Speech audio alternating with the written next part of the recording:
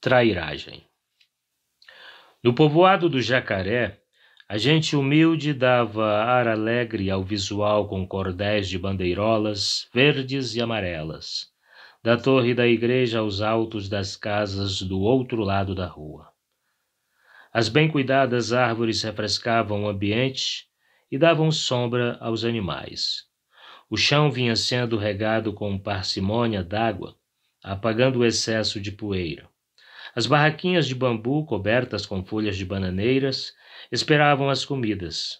Grossas canas caiana, com mais de 4 metros, exibindo pendões brancos nas pontas inclinadas, enfeitavam os postes em que eram amarradas. O povo chegava de todos os lados. Gente que vivia na rudeza dos sertões esquecidos pela civilização. Vinham sorridentes, embora empoeirados, cansados, sedentos e famintos. O chafariz no adro da igreja servia a fila sem pressa.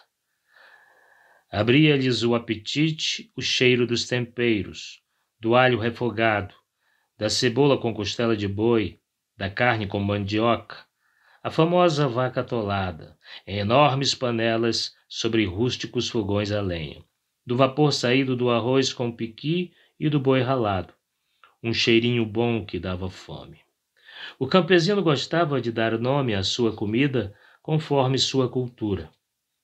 Boi ralado é a carne moída, frita em um pouco de gordura, onde são refogados o alho socado no sal, cebola, cebolinha, salsinha ou coentro, e pimenta do reino preta moída.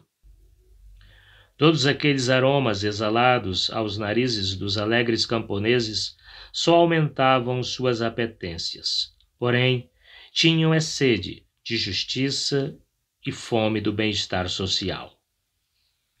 Os mais de 300 trabalhadores rurais, com dezenas de crianças, causavam o alegre burburinho que crescia conforme os companheiros se conheciam ou se reconheciam. Abraços fraternos e esperançosos, risos soavam como gaitadas, sorrisos serenos e brincadeiras. Eles formavam times de futebol para disputadas partidas, com torcidas e pequenas apostas que animavam a peleja da pelota de couro murcha. Em algazarras jogavam truco com as cartas encebadas de tão velhas. Formavam roda para assistirem aos 2 bons jogadores de dominó ou simplesmente colocavam o papo em dia, versando sobre lavoura e receitas para o gado. Sanfona, zabumba, triângulo e viola de 5 cordas duplas, preparados aos acordes animadores. Sem ansiedade, aguardavam a reunião à noite após a missa, quando chegariam o jovem advogado e líderes rurais de outras partes do Brasil para os esclarecimentos sobre posse, composse, propriedade e desforço pessoal. Os ainda válidos ensinamentos dos cadernos de Julião lá estariam, sempre. O assunto preferido da mulherada era a educação dos pequenos. Trocavam receitas de cozinha e farmácia e davam o duro na preparação do acontecimento social. Elas colocaram nas pautas de todas as reuniões espaço para se discutir educação. No movimento social, as mulheres tendiam às lideranças. Contudo, o duro papel de dona de casa atrapalhava a caminhada. Um dia chegamos lá, diziam sem rancor. Certamente chegariam. Tião, com 2 alforjes cheios de dinheiro, tudo observava, misturando-se aos honrados trabalhadores do campo. Aproximou-se do líder sindical Toninho. Com licença, seus moços. Preciso falar com o seu Toninho. Me deixa passar, por favor. O líder abriu caminho com os braços, dizendo: Pois claro, companheiro. Achegue-se e fale, homem. Da multidão veio um grito de mulher. Ele é contra. Cuidado, Toninho. Levantando a camisa, com a cintura à vista, Tião retrucou. É de particular e é coisa muito séria. Podemos ir para a igreja e pode levar dos seus de confiança. Mentindo bem, O tocaieiro sanguinário, com uma carreira de homicídios bem-sucedidos em seu currículo, contou-lhes o que sabia sobre as terras do Dr. Romero e prometeu-lhes mandar pelos correios os documentos originais. Toninho e Hélio Caneco teimavam em não crer, mas o padre Paulo, com seu sotaque espanhol que agradava aos ouvidos de Tião, deu crédito às palavras.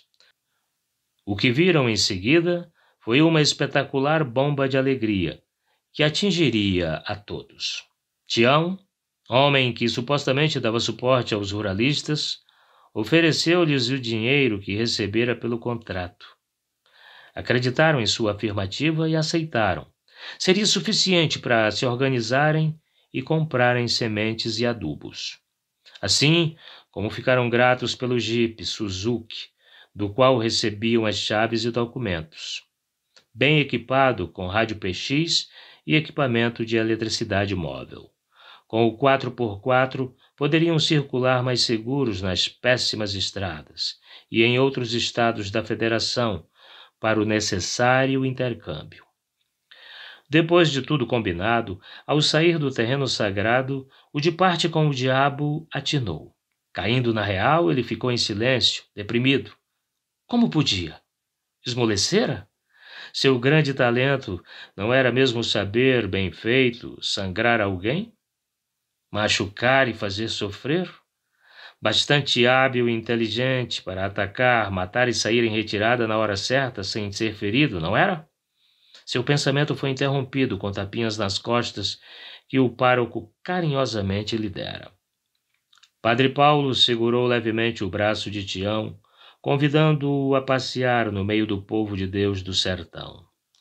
O pistoleiro implacável, sob o contato corporal e a evangelização proferida pelo gringo, sentiu-se forte como um guerreiro tupinambá. Estava com medo de uma confusão mental. Parecia-lhe que alguém dizia ao seu ouvido que iria enlouquecer. Mas o padre, como se percebesse a guerra interna, dizia algo agradável sobre a Sagrada Escritura, e a voz que perturbava Tião sumia. Ares de guerreiro, coisa de índio e negro, de miscigenação de etnias e minorias perseguidas, coisa de, afinal, mestiço que nada entendia de coisa alguma, mas percebia onde se escondia a verdade. Raiva, revolta, reação violenta às injustiças sociais como consolo esperançado. Suas motivações de fundo sociocultural eram mantidas pelos acumulados recalques e ressentimentos cheios de ira, alimentando os seus conflitos psicológicos. O tocaieiro sanguinário gostaria de dar armas e munições aos companheiros e companheiras, ensinando-lhes a usá-los com eficiência. Mas, com os padres metidos no movimento, eram só embate, nunca combate. Ouvira o padre Paulo e agora sabia que católicos progressistas não eram comunistas, porém cristãos corajosos, mais que o próprio Tião, o suficiente para morrer pela vida, nunca matar. Do adro atulhado de gente esperançosa, o tocaieiro ouvia sobressaindo os berros do líder sindical no burburinho. Conseguida a atenção, Toninho chamou para uma tómbola que correria depois da reunião. O poceiro Genaro de Icó, com cara de tapuia, entre eles o que menos caristia sofria, havia dado o animal de tração que seria rifado. Cada tómbola com 5 numerais, de 1 a 99, teria as pedras cantadas, uma a uma, pelo padre que as retiraria de um saquinho de pano preto. Quem preenchesse primeiro a linha horizontal com os 5 numerais seria o ganhador. Toninho informou que daquela vez seria de graça, já que estavam em uma maré de sorte e amigos tinham feito doações. Cada qual pegasse a sua tómbola e marcasse sem tomar pança, ou seja, deixar passar despercebida uma pedra cantada e só se dar conta do erro depois que outro tenha gritado «Chega, parou!» ou «Ganhei, ganhei!» e «Conferido!» pela comissão. Se houvesse empate, disputariam na pedra maior ou entrariam em entendimento comercial. A mula mansa, adestrada no trabalho, também dava montaria, mas de pilão, um trotão socado. Estava sendo admirada pelos jogadores que faziam piadinhas do tipo: se eu ganhar, dou pra sogra montar, se eu empatar, cortela no meio. Prontamente lá vinha outra: corta tua sogra, mula. Toninho deixou os risos e comentários do povo à vontade por 5 minutos e anunciou: com dinheiro arrecadado pelas doações, foi interrompido e pediu silêncio para que os da culatra, lá atrás do bolo de gente, pudessem ouvir. Continuou dizendo que o dinheiro estava sendo usado para pagar as despesas gerais e que agora tinha um Jeep Suzuki, um sonho realizado. Nele estavam um gerador de energia elétrica Toshiba, com metros de fio e lâmpadas amarelas para não atrair mosquitos e nem milicos. Gritos de júbilo, zoeira da alegria difundida com rapidez aos lá da culatra que quase nada ouviram por causa da algazarra. Tião percebeu que sua vontade de matança estava imantada à revolta, e incrustada num Brasil febril, fervente, explosivo de tanta desigualdade e injustiça. O profissional da tocaia meneou a cabeça como a espantar tais pensamentos que vinham misturados com lembranças das quais há muito não se lembrava. Sentiu a perturbação de sua inteligência. Não sabia mais se suas lembranças eram verdadeiras ou se a cabeça enlouquecida as inventava, assim tornando-as verdadeiras. Ou se este pensamento é que era sinal desenfreado de seu desatino. De uma coisa estava certo: coisa estranha estava-lhe acontecendo. Tudo tão confuso quanto os sonhos que jurava reais. Num desses, um espectro, com jeito de espanhol, dizia-lhe a palavra estrabótica. O padre traduziu: esquisito. Tião deixou o povoado do Jacaré antes de iniciada a reunião, sem se despedir, pois o tempo urgia pela continuidade do plano. A fazenda Macaúba, do Dr. Romero, com mais de 5.000 hectares, dos quais menos de 200 de fato produziam, estava em alvoroço. Os cães agonizavam envenenados, os 6 filhotes de fila brasileiro jaziam ao lado da enorme cadela que morria. Um dos bichinhos estava com seus dentinhos agarrados à teta inchada que ainda soltava leite. O dissimulado, aparentando solicitude, aplicava água destilada nas veias dos cães que sofriam. As ampolas de glicose, de soro e antitoxina saíam abertas da maleta de veterinário prático. Placebo. Após ajudar a enterrar os queridos cachorros, o sanguinário matador sugeriu ao advogado que dobrasse a guarda e assegurou-lhe ficar rondando, ele próprio, à porta ou no alpendre. E, se fosse preciso, moraria com seu amigo para protegê-lo. O causídico explorador dos pobres, contratador de mortes por encomendas, ladrão de igrejas e museus, poderoso e rico, desabou a chorar de medo, de pesar pela morte de seu fiel Tupi, mas também pela lealdade de Tião. Sentiu remorsos pela primeira vez na vida. O pensamento o martirizava. Não devia ter furtado de Tião, seu único e grande amigo. Chorou. Sofria o peso do arrependimento. Noite alta, as mulheres dormiam seguras com os 4 jagunços ao redor da casa toda iluminada, e um camburão da PM na porteira sob o trabalhado arco de madeira, que tinha nela esculpidos 2 galos índios arrepiados cara a cara, um com o outro. Tião guardava o Dr. Romero, que se embebedava de uísque. Passando o maior cagaço, falou baixinho para Tião. Quem pode querer me matar? Não traí, nem armei para ninguém. Quem? Por quê? Vais descobrir, Romero. Agora é hora de sossegar. Será que tem a ver com o Toninho do sindicato e o movimento? Sossegar como, homem de Deus? Acho que não. Isso é de gente graúda. Deixa comigo. A gente vai te guardar bem guardado. Não tem mais. Bebe seu chá. Vai te deixar melhor. Amanhã será outro dia. Te dou minha palavra que você vai estar vivo. Garanto-lhe. Enquanto tomava o delicioso chá doce, o advogado realmente sentiu-se confortável. Bebeu toda a chávena. Percebera que Tião voltara a falar corretamente, talvez por causa da adrenalina da ronda e pelo respeito pela casa de fazenda. Sentia-se tranquilizado. Só achava que sua boca estava muito amarga. Provavelmente fosse seu fígado lançando bilis no estômago devido ao medo. Ainda assim, serviu-se de outra dose de uísque envelhecido na Escócia por 12 anos, enquanto olhava para a garrafa do outro destilado, extremamente raro, colocou 2 cubos de gelo de água de coco. Quase meia-noite, o galo índio, premiado nas rinhas de briga e apostas, cantava forte, e ao longe outros respondiam. Tião foi à cozinha, dizendo que faria um chá para o fígado do doutor. Ao retornar, a vítima estava paralisada. Só mexia os olhos.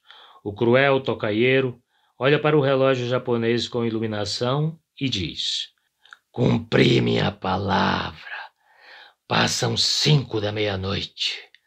Ô dormente, você está compreendendo agora o que te fiz, hein? É pior, meu caro representante legal. Peguei seu cheque assinado, sequei sua conta bancária, matei seus cachorros.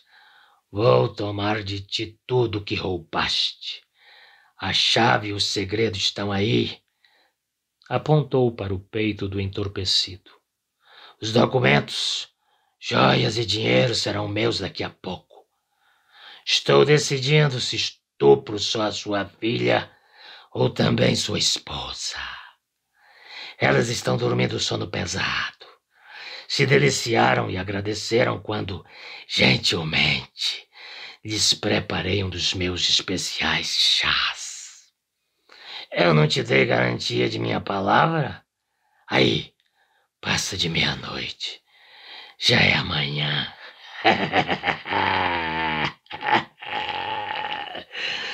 E você está sossegadinho, sem amolar com aquela choradeira, né, cagão?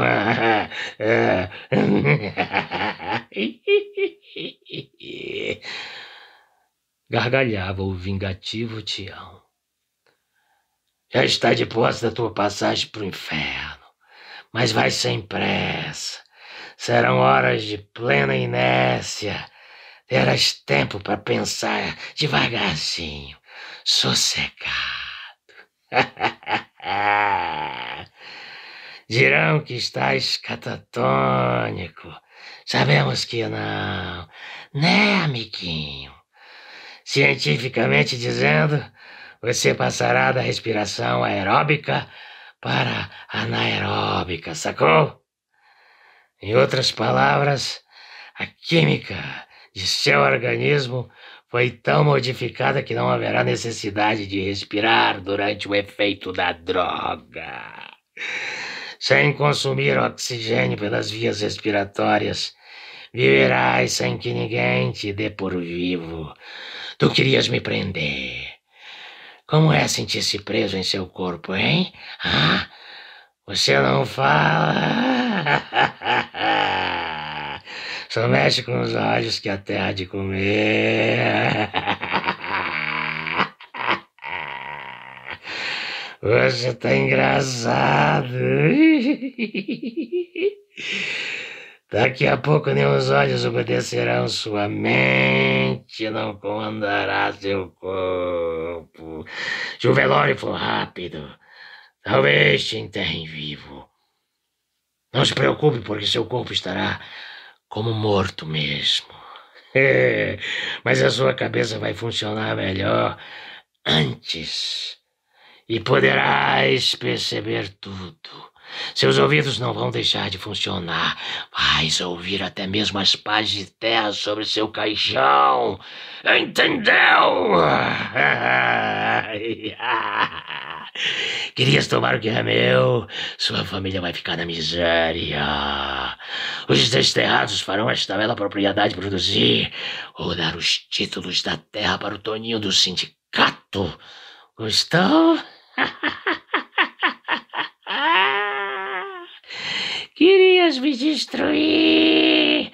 Seu nome vai para a sarjeta. Seus familiares serão personas não gratas da sociedade depois que seus segredos vierem a público. Sabes aquela joia rara que me mostraste, orgulhoso? Serás de pessoa digna, presente para Dona Lucinda. Tem mesmo os rubis no cofre? Talvez fiquem bonitos no colo de alguma puta que me agradou.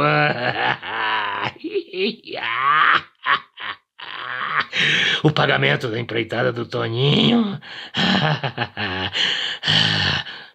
Rindo cretinamente, o debochado pistoleiro continuou sua falação torturante. Sabe onde está agora? Nas mãos dele. Sabe seu jipinho japonês? Eu busquei em São Paulo, que eu falei pra você que estava na alfândega em greve. Tá na reforma agrária. Eu dei ele pro movimento. A reforma agrária começa aqui na Macaúba. Riu com escárnio, sonorizando na sala e ecoando no casarão. Darei os documentos legítimos para ele, pro Toninho do sindicato. Gostou? Acha que eu tô doido? Também acho. Tião fez uma pausa e prosseguiu com sua prazerosa tortura. Nem se você quiser, não vai morrer ainda não. Veja, seu coração aguenta muitas longas horinhas, já que seu corpo não está gastando energia. A sua bomba injetora de sangue vai trabalhar tão lentamente que nem médico com técnica de auscultação irá percebê-la. Tu és grande homem, poderás ser enterrado vivo. Vivo.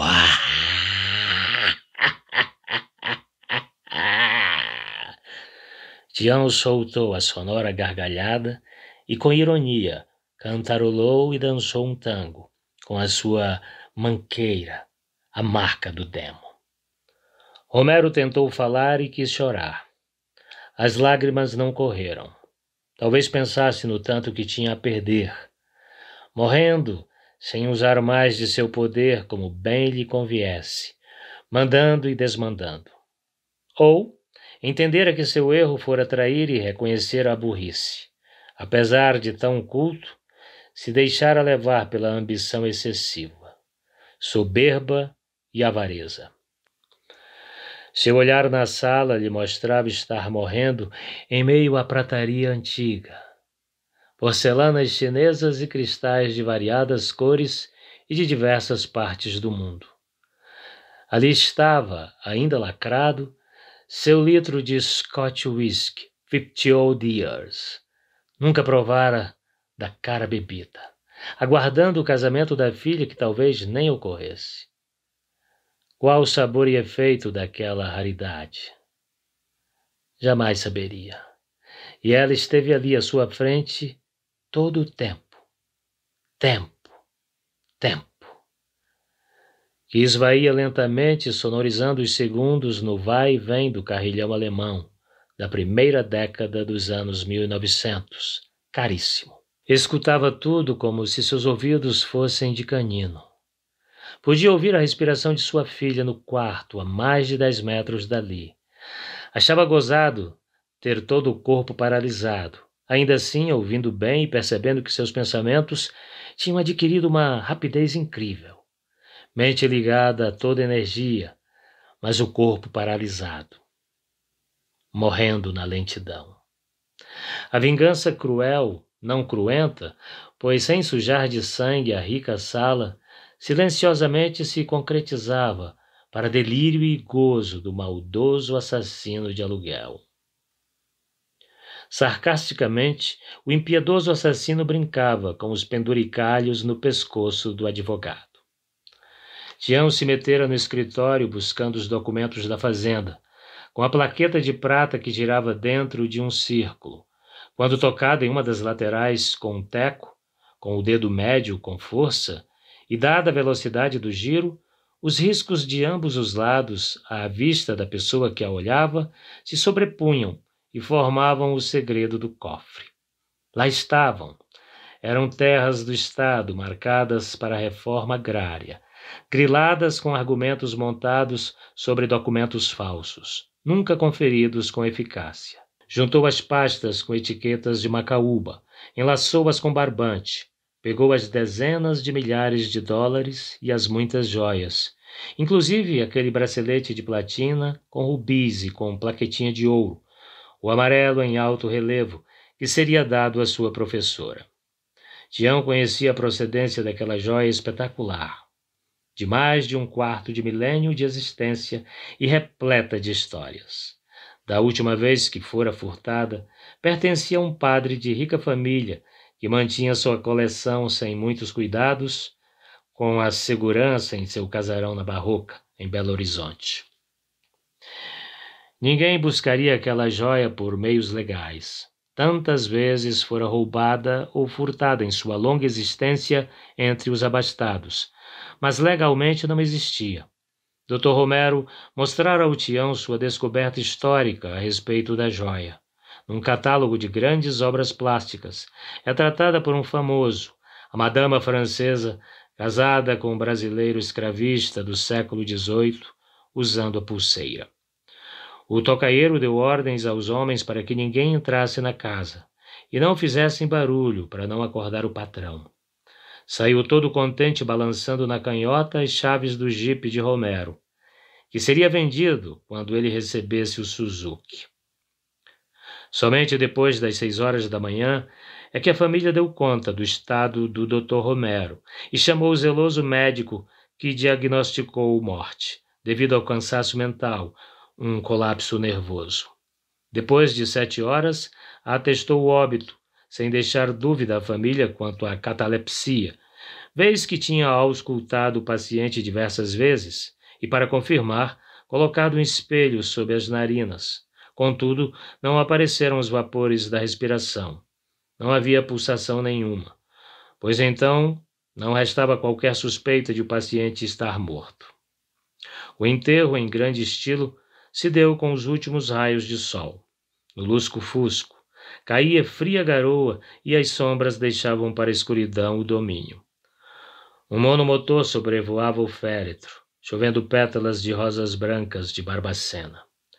A droga que fora ministrada pelo tocaieiro sanguinário perderia o efeito em 24 horas.